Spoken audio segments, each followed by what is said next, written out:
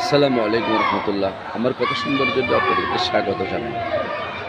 গতকাল 25 ডিসেম্বর বিএনপির ভারপ্রাপ্ত চেয়ারম্যান জনাব তারেক রহমান এসেছেন। তারেক রহমানের এই আশা, এই গণজমায়েত, গণসম্বর্ধনা অনুষ্ঠান বিশ্বে রেকর্ড করেছে।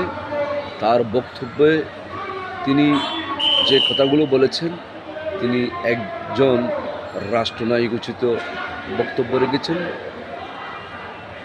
তিনি তার প্রতিটি কর্মসূচি, তার প্রতিটি চলন ধরন যেন এক অভূতপূর্ব, এক গণতান্ত্রিক মনা জননেতার প্রতিচ্ছবি।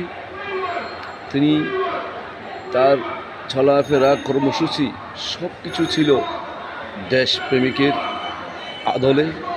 তিনি ৭১কে যেভাবে ধারণ করেন, ঠিক ২৪ গণ অভ্যুত্থানকে পুরোপুরি ধারণ করেছেন।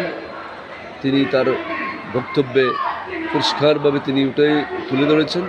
তিনি তুলে ধরেছেন মহানবী বিশ্বনবী মুহাম্মদ সাল্লাল্লাহু আলাইহি ওয়াসাল্লামের কথাগুলো। তিনি তুলে ধরেছেন ধর্ম বর্ণ নির্বিশেষে সকল জাতিগোত্র সকলের কথা তুলে ধরেছেন। তার প্রতিটা কর্মসূচিতে জনতার ঢল নেমেছে।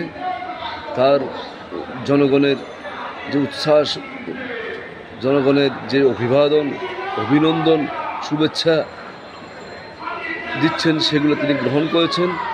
তিনি প্রতিটা বাংলাদেশের সকল আইন কানুন নিয়ম সব কিছু অনুসরণ করে নির্বাচনের অংশগ্রহণ করার জন্য ভোটার হচ্ছেন। এবং তিনি শরীফ উসমান হাদির কবর জিয়ারতের মধ্য দিয়ে জুলাই গণঅভ্যুত্থানকে তিনি যেভাবে স্বীকৃতি দিয়েছেন, তা এক অনন্য নজির। তিনি প্রেসিডেন্ট জিয়াউর রহমানের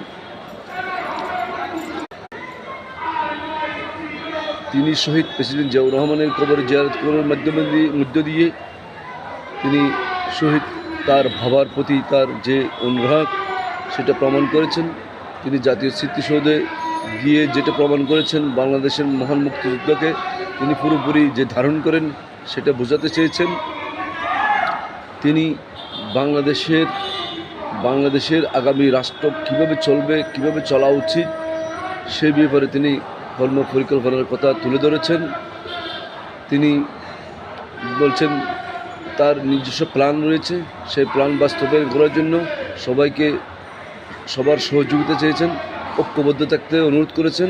শান্তি চাই, শান্তির মধ্যেই বক্তব্য শেষ করেছেন।